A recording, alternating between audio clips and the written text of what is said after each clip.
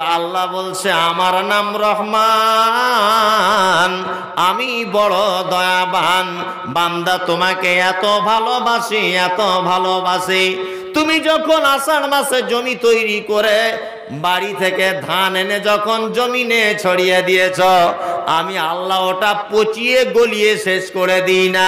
তুমি খাবে বলে, তোমার বাচ্চা খাবে বলে, তোমার মেয়ে খাবে বলে, তোমার স্ত্রী খাবে বলে, আমি ওই জমিন থেকে আস্তে আস্তে ধানকে ফাটিয়ে দিয়ে একটা একটা করে বীজ বার করে দিই। আল্লাহ বার করে কি করে না? লোহা দিলে জং লেগে যায়, কাপড় দিলে পচিয়ে দেয়, পাতা পড়লে পচিয়ে দেয়, কিন্তু চাষি যখন ধান লাগিয়ে দেয় আস্তে আস্তে করে ধান ফেটে চারা বার হয়। আল্লাহ বলে আমার নাম হলো রহমান, প্রশংসা আমার করা লাগবে। যাবতীয় প্রশংসা কার করা লাগবে? জি, আল্লাহর করা লাগবে। আপনার কতটা ভুল আছে একটা দুটো করে বলি। আপনার বাড়িতে একটা আমের গাছ আছে, মানুষ কোরআনের বাংলাটা বুঝে না, তো এই জন্য বড় বিপদে পড়ে যায়। প্রতিদিন আপনি নামাজে বলেন না আলহামদুলিল্লাহি রাব্বিল আলামিন, আল্লাহ সব প্রশংসা তোমার, এটা আপনি বলেন কি বলেন না? এই মাত্র নামাজ পড়ে মসজিদ থেকে বার হয়েছেন, আপনার বাড়িতে একটা আমের গাছ ছিল, সেই গাছ থেকে একটা সুন্দর ফল নিয়ে আপনি ইমাম সাহেবের কাছে গেছেন, ভাই আমার গাছে একটা আম হয়েছে, দয়া করে আপনি এক পিস খান। তো ইমাম সাহেব খাওয়ার পরে বলছে আলহামদুলিল্লাহ খুব মিষ্টি, আব্দুল্লাহ ভাই আপনার আমটা খুব টেস্ট। আপনি তখন কি বলছেন? এই যে আমের চারাটা আমি নিয়ে এসেছিলাম মালদা টাউন থেকে, একদম পিওর হিমসাগর গাছের, আর এত সুন্দর পরিচর্যা করেছি, নেট দিয়ে ঘিরে রেখেছিলাম গাছটা, একটা ছোট গাছটা, ওই জন্য অন্য লোকের বেশি মিষ্টি হয়নি, আমার আমটা মিষ্টি বেশি। এটা আপনি বলেন কি বলেন না? বলেন। অথচ এখানে এই মাত্র আপনি বলে এলেন যে আল্লাহর প্রশংসা কার, সমস্ত প্রশংসা কার? আল্লাহর। এই মাত্র নামাজে আপনি বলে এলেন, অথচ আপনি বস্তুর প্রশংসা আদায় করলেন। তাহলে আপনার বলা আর আপনার কথার মধ্যে মিল হলো? মিল হলো না। তারপরে একটা কথা আমরা কি বলি? আলহামদুলিল্লাহ কি রব, রব্বিল আলামিন, রব বলি কি বলি না? রব মানে বলছে রব মানে আল্লাহ, রাহিম মানে বলুন আল্লাহ, জি, রহমান মানে আল্লাহ। তো সবই যদি আল্লাহ হবে তাই একটা নাম রাখাই যথেষ্ট ছিল, 99টা নাম রাখার প্রয়োজন কি ছিল? এটা তো একটা কথা। সবই যদি আল্লাহ হবে তে একটা নাম রাখলেই প্রয়োজন মিটে যেত। তে এতগুলো নাম রাখার প্রয়োজন হলো কি কারণে? এই কারণে প্রয়োজন হলো প্রত্যেক রব, প্রত্যেক আল্লাহ, প্রত্যেক রহমান, প্রত্যেক রহিম, প্রতিটা নামের পিছনে একটা বৃহত্তম কারণ রয়েছে। কি বলছি বুঝতে পারছেন না? রব এমন একটি শব্দ, রব এমন একটি শব্দ যা আপনার ধারণার মধ্যে আসবে না যে রব একে বলে। রব শব্দের বাংলা অর্থ বলছি, ভালো করে শুনে নেন। বলছে যাহার যেখানে যতটুকুন প্রয়োজন বিনা চাওয়াতে যিনি দিতে পারেন তিনি হচ্ছেন রব। কি বলছি বুঝতে পারছেন? যাহার যেখানে যতটুকুন প্রয়োজন বিনা চাওয়াতে যিনি দিতে পারেন তিনি হচ্ছেন রব। বোঝাতে পেরেছি আপনাকে? যাহার যেখানে যতটুকুন প্রয়োজন বিনা চাওয়াতে যিনি দিতে পারেন তিনি হচ্ছেন কে? রব। এবার আপনাকে বলি, আপনার স্ত্রীর পেটে বাচ্চা আছে, আপনার 4টা মেয়ে, আপনি দিন রাত নামাজে দোয়া করছেন আল্লাহ আমার একটা বেটা ছেলে দাও। আপনার মা দোয়া করছে আল্লাহ আমার বেটার একটা বেটা দাও, আমার বৌমার জন্য একটা বেটা হয়। আপনার শাশুড়ি দোয়া করছে আল্লাহ আমার বড় মেয়েটার 4টে বেটি, দয়া করে একটা বেটা দাও। এই দোয়া করে কি করে না? মানুষ করে? করে? আপনি শুধুমাত্র দোয়া করেন আল্লাহ আমাকে একটা বেটা দাও, আল্লাহ তুমি আমাকে একটা বেটি দাও, শুধু এই দোয়াটা আপনি করেন। রব কেমন আপনাকে বোঝায়, রব কাকে বলে? আপনার দোয়া কবুল হয়ে গেল আল্লাহর দরবারে, আপনার আল্লাহ একটা মেয়ে দিয়েছে, খুব সুন্দরী মেয়ে, আপনার সাদের বেটি। আপনি দোয়া করেছেন আল্লাহ বেটি দাও, বেটি দিয়েছে আল্লাহ, কিন্তু আপনি বলুন তো দুয়ার মাঝখানে কোনোদিন আপনি বলেছিলেন যে আল্লাহ আমার বেটি দিবে, তুমি নাকে যেন দুটো ছিদ্র থাকে, হাতে 5টা আঙুল, এই হাতে 5টা আঙুল, টোটালে যেন 10টা আঙুল থাকে, পায়ে যেন 10টা আঙুল থাকে, চোখ দুটো যেন সতেজ থাকে। আল্লাহ গো, আমার মেয়ে পশ্চিম বাংলার মালদাতে জন্মগ্রহণ করবে, মালদা জেলার মহিলাদের মাথার চুলগুলো যদি নাইজেরিয়ান মহিলাদের মতো কোঁকড়ানো হয়, বলুন তো দেখি আপনার বেটিকে আর কেউ বিয়ে করবে? করবে না। এখানকার মেয়েদের নাকগুলো খুব লম্বা, আপনার নেপালের মেয়েদের নাকগুলো একটু চ্যাপটা বসা।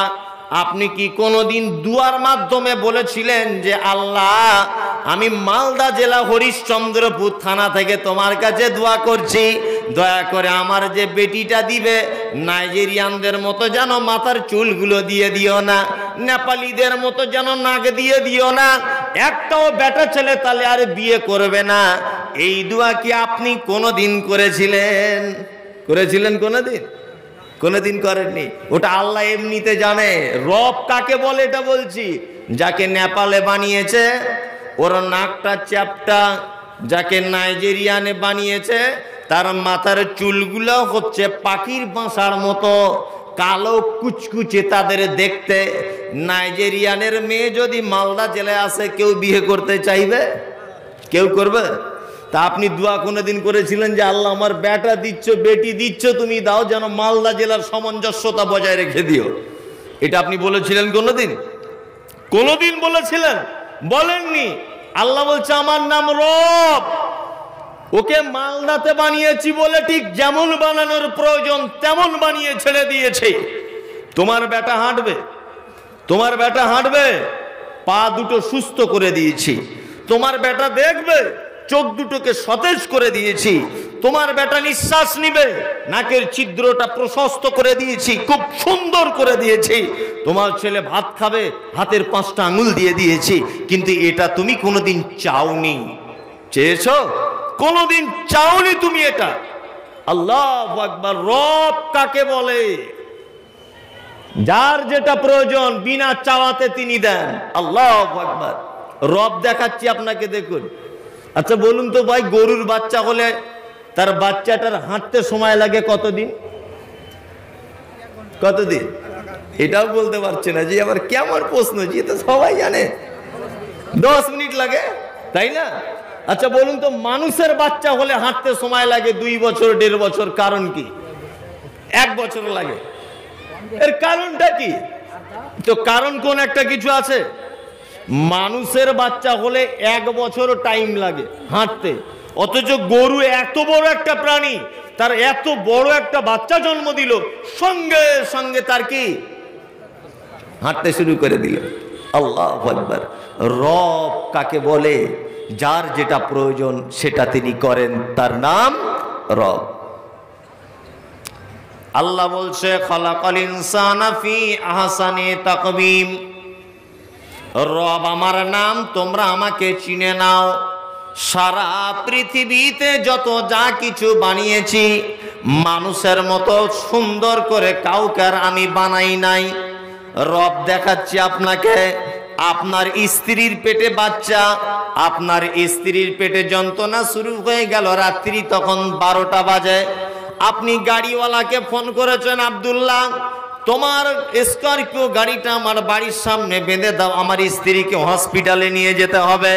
হসপিটালে আপনার স্ত্রী বাচ্চা জন্ম দিল, নাসেরা কোলে তুলে নিল, নানি কোলে তুলে নিল, দাদি কোলে তুলে নিল, আপনার মা কোলে তুলে নিল, আপনি নিজে কোলে তুলে নিলেন, আদর করলেন। করলেন কি করলেন না? বেটা ছেলে হয়েছে বা বেটি ছেলে, আদর করে কি করে না? করে। কিন্তু গরু একটা বিশাল বড় প্রাণী, রাত্রি 12টার সময়তে কি করে? নিজের বাচ্চা নিজে জন্ম দেয়। দেখেন না অনেক সময়তে যে গোয়াল ঘরে বাচ্চা এমনিতে রাতের বেলা হয়ে গেছে, এরকম ঘটনা ঘটে। তো ওর নানিও নাই, দাদিও নাই, খালাও নাই, ফুপুও নাই, কেউ নাই। গোয়াল ঘরে রাত 1টার সময়তে বাচ্চা জন্ম দেওয়ার পরে বাচ্চার দুধের প্রয়োজন আছে কি নেই? আছে, আছে। ওই জন্য আল্লাহ ওকে উপর থেকে বলে, এই তোর নানা নানি দাদা খালু ফুবু কেউ নাই, তুই যে মালিকের অধীনে আছিস, ওই মালিক এখন রাত 12টার সময়তে ঘুমিয়ে আছে। এক কাজ কর, আস্তে আস্তে করে ওঠ, ওঠ, উঠে দাঁড়া, ওঠ। আস্তে আস্তে করে উঠে ধস করে আবার পড়ে যায়। উপর থেকে আবার বলে, দ্বিতীয়বার আবার ট্রাই কর। আবার ওঠে, থর করে কাঁপে। ও নিজের ভাষাতে আল্লাহকে ডেকে বলে, আল্লাহ আপনি রব দেখতে পান না? আল্লাহ দেখতে পান না? আমি দেখাচ্ছি আপনাকে। আল্লাহ, আল্লাহ দুধের প্রয়োজন। আল্লাহ বলছে, এক কাজ কর, আস্তে আস্তে আস্তে আস্তে তোর মায়ের হাতের প্রাণীদের পিছনের গুলো হাত, সামনের গুলো পা। ওই জন্য দেখবেন প্রাণীরা যখন চুলকানোর প্রয়োজন হয়, কিছু মারার প্রয়োজন হয়, পিছনের পা দিয়ে দেখবেন ব্যবহার করে, করে কি করে না? ওই জন্য প্রাণীদের পিছনের গুলো হাত। তা আল্লাহ উপর থেকে ইশারা করে বলছে গরুর বাছুরটাকেই, তোর মায়ের ওই হাতের মাঝখানে দেখ মোটা ঝুলছে দুধের, ওখানে আমি দুধ স্টকে রেখেছি, তুই গিয়ে টান। ও গিয়া আস্তে আস্তে আস্তে আস্তে করে চুপচুপ করে টানছে। বলছে, আল্লাহ দুধ বার হয় না, যে বার হচ্ছে না। আল্লাহ বলছে, একবার দুবার করে টানবি আর এইরকম করে গুতা মারবি। ওই জন্য দেখবেন বাছুরেরা 2-1 বার করে দুধ টানে আর গুতা মারে। মারে কি মারে না? বলুন, এ পদ্ধতি কে শেখালো ওকে? কে শেখালো ওকে? কেন ওকে গুতা মারা লাগে? মায়ের নতুন বাচ্চা হয়েছে, দুধের লাইন ক্লিয়ার নেই। মায়ের নতুন বাচ্চা হয়েছে, দুধের লাইন ক্লিয়ার নেই। এই কারণে উপর থেকে আল্লাহ ওকে গাইড দিয়ে বলে, তুমি মায়ের যখন দুধ পান করবে, তোমার দুধ পরিপূর্ণভাবে নাও আসতে পারে পাইপ দিয়ে, ওই জন্য মাঝে সাঝে চুষবে আর গুতা মেরে দিবে, তাহলে তোমার মায়ের লাইনটা ক্লিয়ার হবে, তুমি দুধ পান করবে। আল্লাহ বলছে, আমার নাম রব।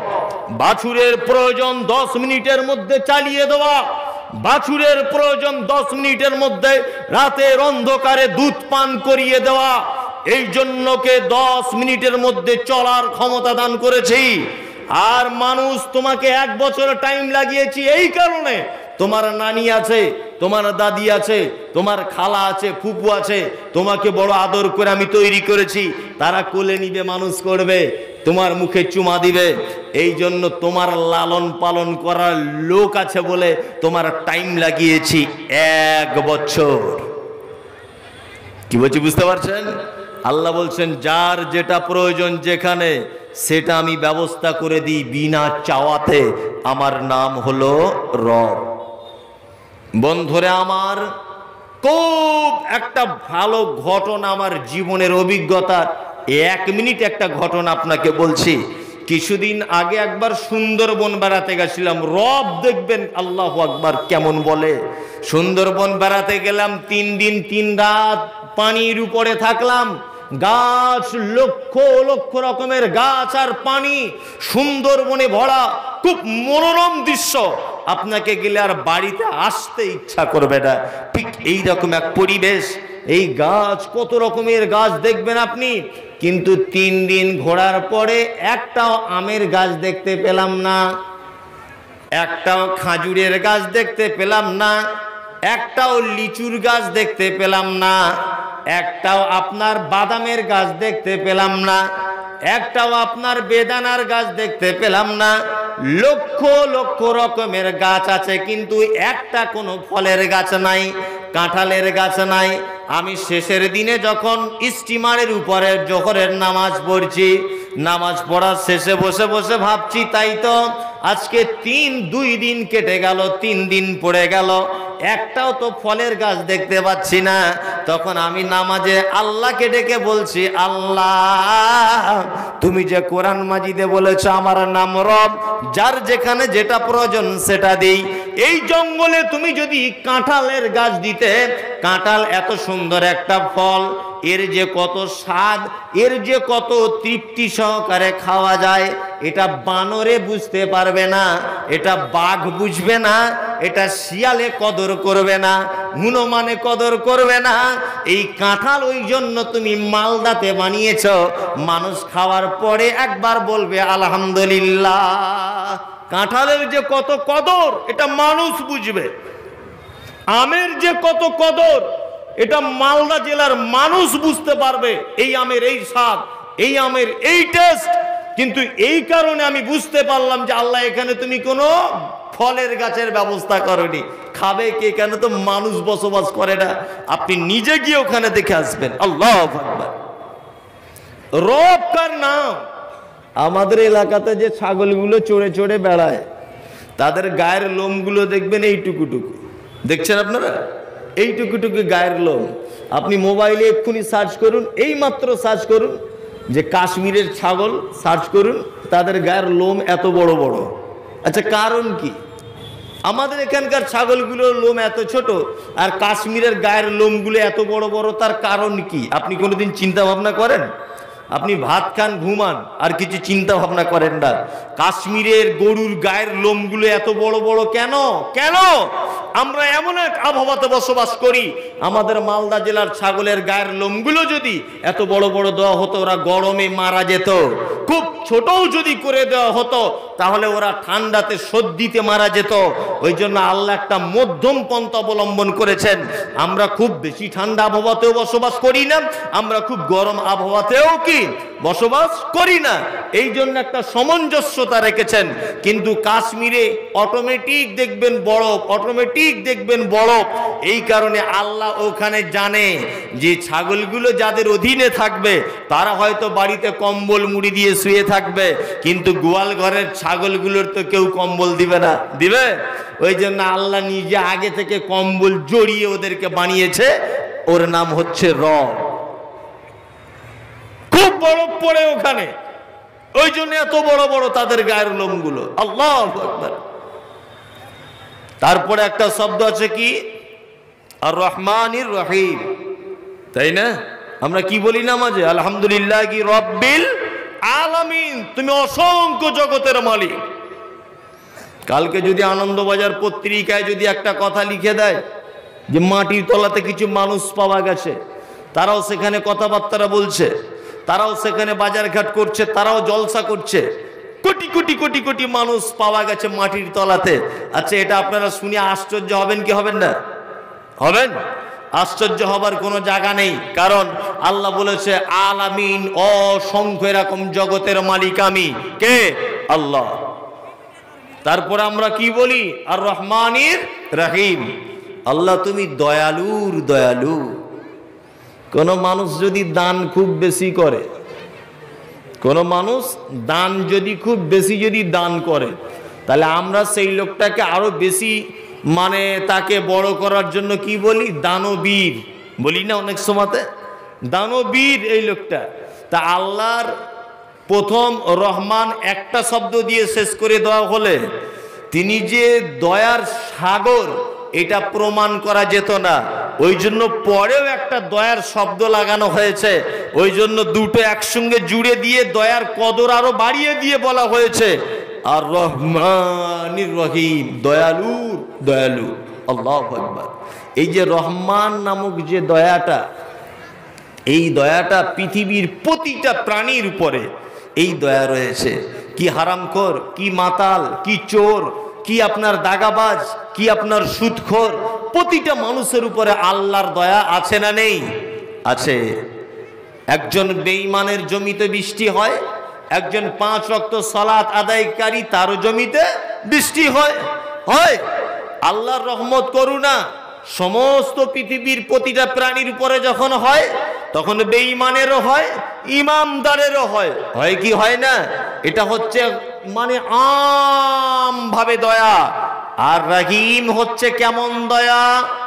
কিয়ামতের মাঠে আল্লাহ রাব্বুল আলামিন তিনি যেদিন কাহার হয়ে বিচার করবে, তিনি যেদিন পার্লামেন্টে বসে বিচার করবে, বন্ধুরে সেদিন একটা মানুষ যদি ভালো কাজ করে তার প্রতিদান পাবে, খারাপ কাজ করলে সে তার প্রতিদান পাবে। যেদিন আল্লাহ হবেন আহকামুল হাকিমিন, বিচারকের বিচারক আল্লাহ রাব্বুল আলামিন, সেদিন কিছু মানুষের উপরে দয়া করবেন, যাদের উপরে দয়া করবেন তাদের জীবন সাকসেসফুল হয়ে যাবে, তারা জান্নাতবাসী হয়ে যাবে। সেই আর রহমান আর রহিম আম্মাতান ইয়াউমাল কিয়ামাত, আল্লাহ সেদিন ব্যক্তি বিশেষের উপরে দয়া করবে, যে দয়া হবে কিয়ামতের মাঠে। বন্ধুরে আমার, আপনি যখন নামাজের মধ্যে দোয়া করেন, আল্লাহ আমাকে টাকা দাও, পয়সা দাও, বিবি দাও, বাচ্চা দাও, বাড়ি দাও, গাড়ি দাও, জমি দাও, সব কিছু দোয়া করেন। আপনি দোয়ার ভিতরে একটা কথা বারবার আপনাকে বলার জন্য অনুরোধ থাকলো, আল্লাহ গো,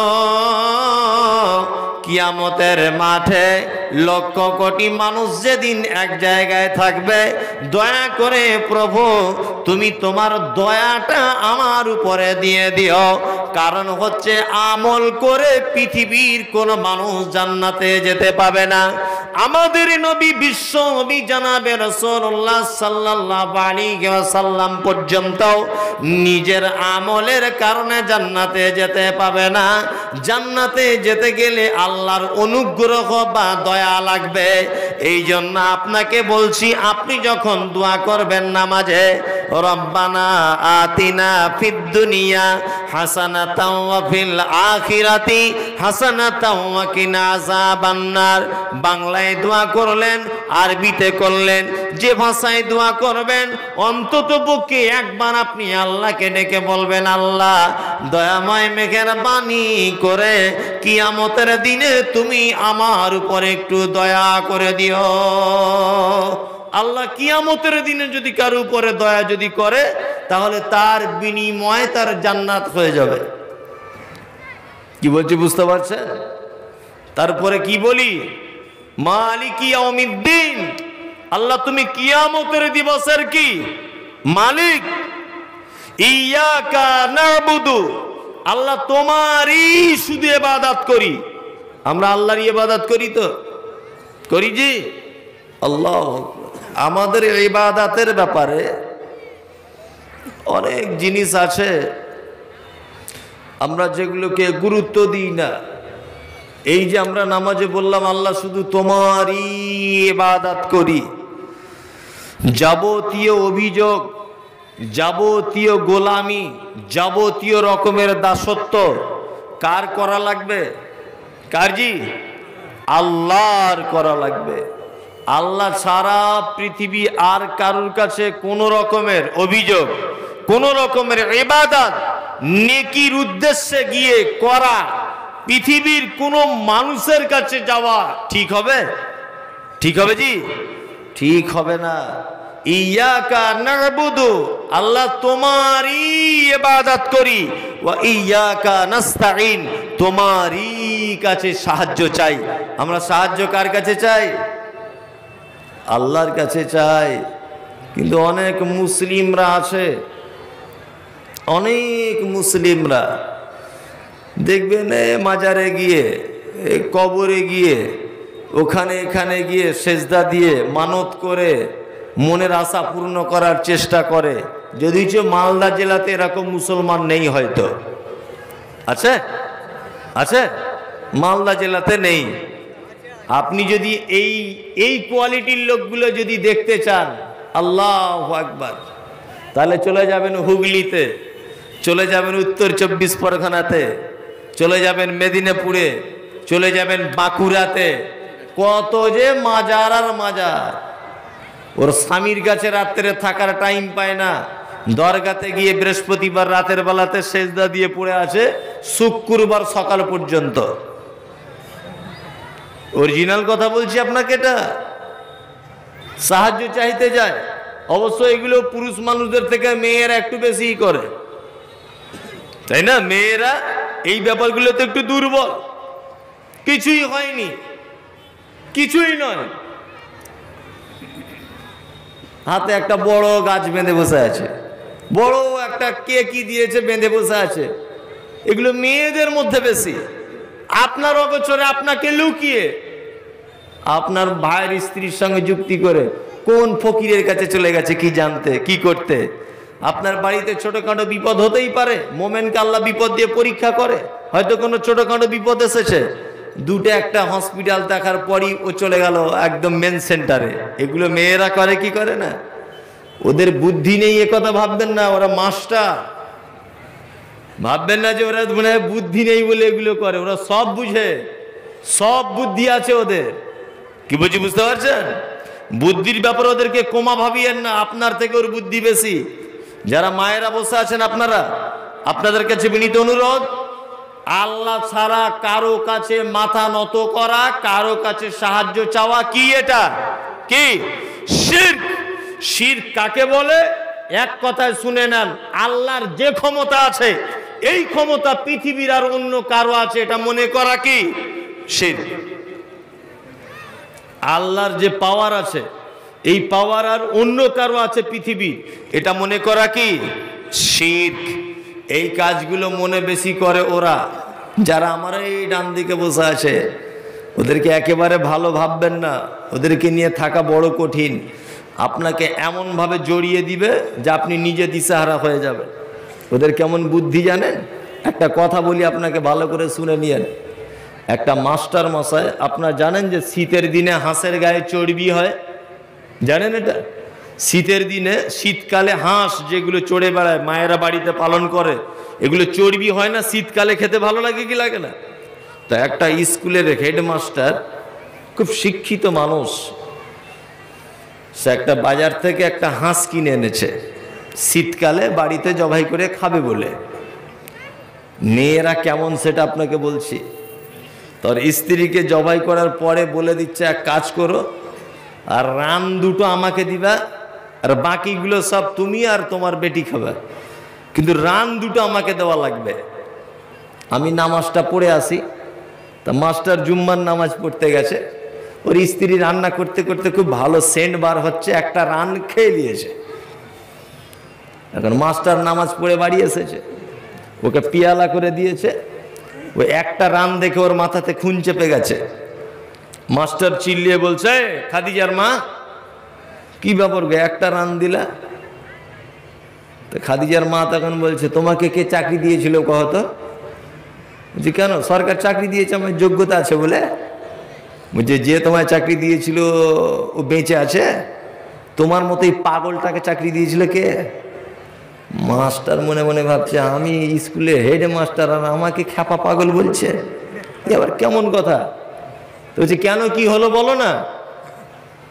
তা খাদিজার মা তখন বলছে, তুমি যে দুটো রান চাইছো, হাঁসের কটা ঠ্যাং হয় যে তোমায় দুটো রান দিব? হাঁসের ঠ্যাং তো একটাই হয়। মাস্টার তখন কইছে, আবার কেমন কথা শোনালে জি, হাঁসের আবার একটা ঠ্যাং হয়? হ্যাঁ, জীবনে বইয়ে পড়েছি দুটো ঠ্যাং হাঁসের, বাজারে চড়তে দেখেছি দুটো ঠ্যাং হাঁসের, আর তুমি বলছো হাঁসের ঠ্যাং একটা, কারণ কি? তখন ওর স্ত্রীকে বলছে, তুমি তো বদমায়েশ মেয়ে, তোমাকে তো বোঝানো যাবে না, হাঁসের আবার কোনোদিন একটা ঠ্যাং হয়? ওর স্ত্রী বলছে, আমি যদি একটা ঠ্যাং দেখাতে পারি তুমি কি দিবা বলো? মাস্টার তখন বলছে, সারা জীবনে চাকরিতে যা বেতন পেয়েছি তোকে অর্ধেক দিয়ে দিব, যদি একটা ঠ্যাং তুই প্রমাণ করতে পারিস। আর ওর স্ত্রী বলছে, আমি যদি একটা প্রমাণ না করতে পারি তা তোমার ভাত খাবো না, আমি বলে দিলাম। মাস্টার তো বড় টেনশনে, নয় চাকরির অর্ধেক টাকা যাবে, নয় বউ ভাত খাবে না, আর এক টেনশন। কি বলছি বুঝতে পারছেন না? এখন মাস্টারের বউ আর মাস্টার দুজনাতে মিলে মানে হাঁস খুঁজতে যাচ্ছে পাড়াতে, যে হাঁসের ঠ্যাং কটা। দেখবেন শীতকালে পুকুরের পাড়ে হাঁস যখন দাঁড়িয়ে থাকে, একটা পায়ে দাঁড়িয়ে থাকে, দেখেছেন এটা আপনারা? তো মাস্টারের বউ মাস্টারকে কয়েছে, মাস্টার দেখো জি। মাস্টার তখন বলছে, সালা ঘটনা তো ঠিকই, একটাই তো হাঁসের ঠ্যাং, আবার কেমন কথা জি। মাস্টার মোটামুটি মন খুব খারাপ, বইয়ের কাছে হেরে গেছে। মাস্টার তো দেখছে যে এত বড় যখন তর্ক করেছি, চ্যালেঞ্জ যখন করেছি, কিছু তো একটা করা লাগে। মাস্টার তখন কি করেছে, ছোট একটা ইটের টুকরা নিয়ে হাঁসগুলোর কাছে মেরে দিয়ে বলছে, শালার হাঁস। যেই ইটটাকে মেরেছে, হাঁস দুটো পা বার করে ছুটছে। তখন মাস্টার বলছে, জাহান্নামী মেয়ে কোথাকার, দেখো জি কটা ঠ্যাং হাঁসে। মাস্টারের স্ত্রী বলছে, আমিও জানি দুটো ঠ্যাং। তুমি সত্যি কথা বলো মাস্টার, প্রথম যখন পুকুরের পাড়ে এসেছিলে কটা ঠ্যাং ছিল? বলছে একটা। বলছে দুটো ঠ্যাং হলো কি করে? বলছে ইট মেরেছি বলে হয়েছে। মাস্টারের স্ত্রী দেখুন মহিলাদের বুদ্ধি কেমন। বলছে মাস্টার, বাজারে তুমি যে হাঁসটা কিনেছিলে তুমি কি ইট মেরে কিনেছিলে? বলছে না, ইট মেরে কেনা হয়নি। বলছে ওই কারণে ওই মালটার একটা ঠ্যাং ছিল, তুমি যদি ইট মেরে কিনতা তাহলে দুটো ঠ্যাং হতো। কি বলছি বুঝতে পারছেন না? ওদের বুদ্ধি নাই, ভাববেন না। এমন ফুসলে ফাসলে এমন করে আপনাকে এমন পাগল বানিয়ে দিবে। ভালো ছেলে 20 বছর পর্যন্ত বাপ মাকে নিয়ে চলছিল, 20 বছর একদম ভালো ছেলে। 4 দিন মাত্র বিয়ে হওয়া হয়েছে। সকালবেলাতে উঠে ওর মাকে বলছে, মা তুমি আর আব্বা লোক ঠিক জুতের নয়, হাঁড়ি ফাড়ি যা আছে ভাগ করে দাও, আমরা আলাদা খাবো দুজনা। 20 বছর ওর বাপ মা ভালো ছিল, 4 দিনে 4 ঘন্টা রাতে একসঙ্গে ছিল। ওকে এমন মন্ত্র দিয়ে দিয়েছে, সকালবেলা সেই ছেলেটার বাজি পাল্টে গিয়ে বলছে, হাঁড়ি ফাড়ি যা আছে ভাগ করে দাও, আমরা দুজন আলাদা হয়ে রান্না করে খাবো, তোমরা ঠিক লোক জুতের নয়। কি বলছি বুঝতে পারছেন না? ওদের বুদ্ধি নয়, ভাববেন না। ওরা সব কাজেই বুদ্ধিমান হতে পারে, কিন্তু শিরক, আল্লাহর যে ক্ষমতা, আল্লাহর যে পাওয়ার, এই ব্যাপারগুলোতে ওরা অল্প সময়ে দুর্বল হয়ে যায়। দেখবেন খুব অল্প সময়ে। একটা হসপিটাল, মালদা হসপিটাল দেখালো, কলকাতা গেল, বাড়ি এসে আর কোনো হাসপাতাল বা ডাক্তারের চিন্তা ভাবনা করবে না, ও একেবারে শিরক করা শুরু করে দিবে। এটা মায়েদের একটা বদ অভ্যাসের মধ্যে অভ্যাস। ওই জন্য আল্লাহ রাব্বুল আলামিন বলছেন, ইয়াকা না'বুদু, আমারই ইবাদত করা লাগবে, আমারই ইবাদত করি, এটা আমরা বলছি। ওয়া ইয়াকা নাস্তাঈন, আর যত রকমের চাওয়া পাওয়া সাহায্য কার কাছে? আল্লাহর কাছে চাইতে হবে। বিশ্ব নবী বলেছেন, একটা মুমিনের পায়ের জুতার ফিতা যদি ছিঁড়ে যায়, সে জুতার ফিতাটা পর্যন্ত যেন আল্লাহর দরবারে চায়, আল্লাহ তার জুতার ফিতেটা পর্যন্ত দিতে পারে। পারে কি পারে না? পারে। ওই জন্য পৃথিবীর কোন মানুষের কাছে যাওয়া কি ঠিক নয়। আর আপনি বা যাবেন কেন? কিসের তার পাওয়ার আছে, কিসের তার ক্ষমতা আছে আপনি যাবেন? আচ্ছা বলুন তো দেখি, হযরত আবু বকরের নাম শুনলে আমরা কি বলি? কি বলি? আবু বকরের নাম শুনলে কি বলি? রাদিয়াল্লাহু তাআলা আনহু, আলী রাদিয়াল্লাহু তাআলা আনহু, উসমান রাদিয়াল্লাহু তাআলা আনহু, ওমর রাদিয়াল্লাহু তাআলা আনহু। বাংলা মানে কি? আল্লাহ তুমির উপরে রাজি হও বা খুশি হও, এটাই তো বাংলা মানে। এবার বলুন তো, হযরত মুহাম্মাদের নাম শুনলে কি বলি? সাল্লাল্লাহু আলাইহি ওয়াসাল্লাম। আল্লাহ তুমি তার উপরে শান্তি বর্ষণ করো, রহম বর্ষণ করো, বাংলা মানে তো এটা। হ্যাঁ, তার উপরে শান্তি বর্ষণ করো। মুহাম্মাদের নিজস্ব কোনো পাওয়ার নেই, এই জন্য আমরা নামাজে কি বলি? আল্লাহুম্মা সাল্লি আলা মুহাম্মাদ ওয়া আলা আলি মুহাম্মাদ। আল্লাহ তুমি মুহাম্মাদের উপরে শান্তি বর্ষণ করো, তার পরিবারের উপরেও করো। এই দোয়া করি কি করি না? করি। এবার আপনাকে একটা কথা বলি, আবু বকর, ওমর, উসমান, আলী, এই 4টে লোকের জন্য দোয়া করলাম না তাদের কাছে দোয়া চাইলাম? কোনটা? জি, তাদের কাছে দোয়া কি করলাম? করলাম তাদের জন্য, যে আল্লাহ তুমি তাদের উপরে রাজি বা খুশি হও, তাই তো? আর আল্লাহর নবী মুহাম্মাদের উপরে তার কাছে চাইলাম না, তার জন্য দোয়া করলাম কোনটা? কথা বুঝে না এরা। তার জন্য দোয়া করলাম তো, যে আল্লাহ তুমি তার উপর শান্তি বর্ষণ করো, দোয়া করলাম কি করলাম না? করলাম। এবার বলুন তো, আবু বকর, ওমর, উসমান, আলী এরা বড় না হযরত মুহাম্মদ সাল্লাল্লাহু আলাইহি ওয়াসাল্লাম বড়? হযরত মুহাম্মদ সাল্লাল্লাহু আলাইহি ওয়াসাল্লাম বড়। তাহলে হযরত মুহাম্মদ সাল্লাল্লাহু আলাইহি ওয়াসাল্লাম পৃথিবীর সবচেয়ে বড় মানুষ, তো সবচেয়ে বড় মানুষ। তার কাছে আমরা দোয়া করলাম না দোয়া চাইলাম? কোনটা? দোয়া করলাম। তা পৃথিবীর সবচেয়ে বড় মানুষের জন্য যদি দোয়া করা লাগে, তা ওর থেকে কি আর কোনো বড় মানুষ আছে যার কাছে দোয়া চাওয়া লাগে? আছে? নেই। ওই জন্য যা কিছু হবে, রাত 12টার সময়তে উঠুন, আপনি আস্তে আস্তে করে, গ্রামের সবাই যখন ঘুমিয়ে যায়, আপনার পরিবারের সবাই যখন ঘুমিয়ে যায়, পৌষ মাসের কনকনে শীতে অজুটা করে নিয়ে 2 রাকাত নামাজ পড়ার পরে আল্লাহকে ডেকে বলুন, আল্লাহ, বড় ছেলে ক্যান্সারে আক্রান্ত, সারা পৃথিবীর কোন ডাক্তার যদি সারাতে না পারে, তুমি সারিয়ে দিতে পারো। আমার মেয়েটা অসুস্থ, দয়াময় তুমি সুস্থতা দান করে দাও।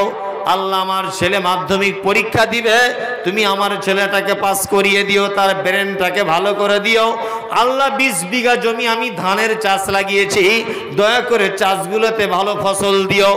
যা কিছু চাওয়া লাগবে আল্লাহর পার্লামেন্টে গিয়ে চাইবেন, পৃথিবীর আর কোন দরজাতে গিয়ে চাওয়া যাবে না।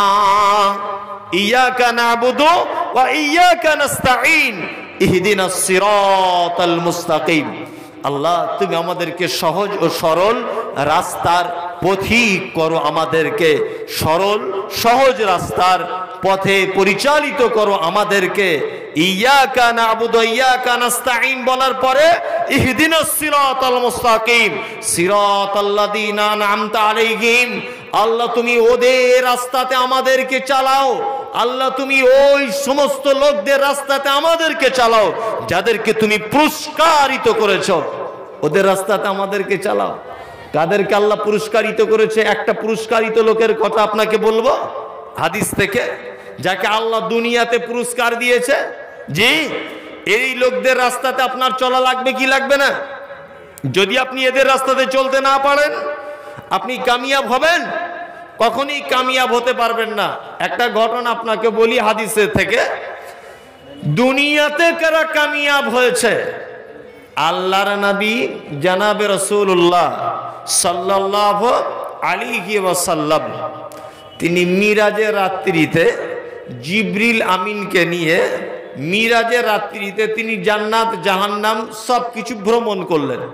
ভ্রমণ করার পরে জান্নাতের ভিতরে আল্লাহর নবী দেখছেন যে একটা লোক, একজন মহিলা, পর্দানাসীন মহিলা আর একজন মহিলার সঙ্গে জান্নাতের ভিতরে কথা বলছে। আল্লাহর নবী জিবরিলকে ডেকে বলছেন, জিবরিল, আমি নবী এখনো জান্নাতে যেতে পারলাম না, আর ওই একজন মহিলাকে দেখতে পাচ্ছি, মহিলাটা জান্নাতের ভিতরে অন্য আরেকজন মহিলার সঙ্গে কথা বলছে। মহিলাটি কে গো? কে মহিলাটি? তখন আল্লাহর নবীকে বলা হচ্ছে, আল্লাহর নবী, ওটা মহিলাটির নাম হচ্ছে উম্মে সুলাইম, আবু তালহার স্ত্রী ওটা, উম্মে সুলাইম। আল্লাহ রাসূল আর একটু আগে এলেন, আগে এসে দেখছেন যে কাঠের জুতা পরলে যেমন ঠক ঠক করে আওয়াজ হয় রাস্তাতে চললে, এইরকম একটা জুতার আওয়াজের মতো আওয়াজ শোনা যাচ্ছে। জান্নাতের ভিতরে একটা লোক হাঁটতেছে। জিবরিলকে জিজ্ঞাসা করা হলো, জিবরিল, লোকটি কে গো? বলছে, আপনার মসজিদের মুয়াজ্জিন, ওটা বিলাল। বলছে, তাই? হ্যাঁ, আল্লাহ দুনিয়াতে কাকে কেমন পুরস্কার দিয়েছে সেটা বলছি।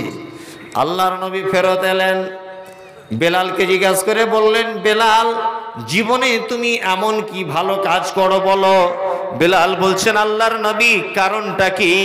বিশ্ব নবী বলছেন, আমি এই মাত্র বেলাল তোমাকে জান্নাতের ভিতরে দেখে এলাম। বেলাল বলছেন, আল্লাহর নবী, জীবনে বড় কাজ কিছু করতে পারি না, জীবনে আমি মারাত্মক আমল বলে কিছু করি না। আমার দিনের বেলাতে অজু ভেঙে গেলে আবার অজু করে নিই, অজু করার পরে 2 রাকাত সালাত আদায় করে নিই। আল্লাহর নবী, এটাই আমার জীবনের সবচেয়ে বড় আমল।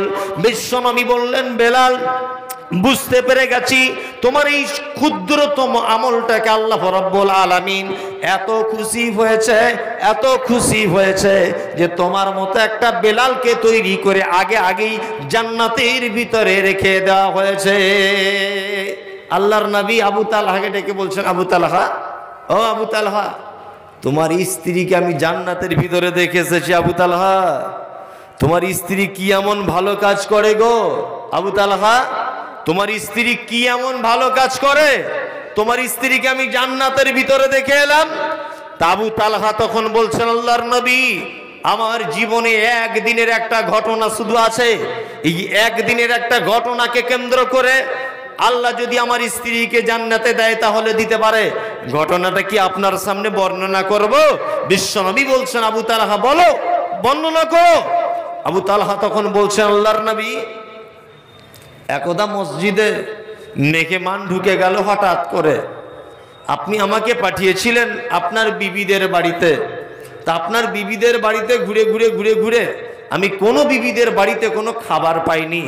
বিশ্ব নবী সাল্লাল্লাহু আলাইহি ওয়াসাল্লাম মুসল্লিদের দিকে তাকিয়ে দাঁড়িয়ে উঠে গিয়ে বললেন যে আমার 11 জন বিবির বাড়িতে কোনো খাবার নেই, তোমাদের মধ্যে কি কেউ আছো যে এই মেহমানদারের মেহমানদারি করবে? যদি কোনো মানুষ এই মেহমানের মেহমানদারি যদি করায়, তাহলে আল্লাহ তার রুজিতে বরকত দিবে, তার খাজুরে বরকত দিবে, তার কুয়োর পানিতে বরকত দিবে, তার বাগানে বরকত দিবে, তার খাদ্যশস্যে বরকত দিবে। আবু তালহা উঠে সেদিন বলেছিলেন, আল্লাহর নবী, আমি মেহমানের দায়িত্ব নিলাম। আবু তালহা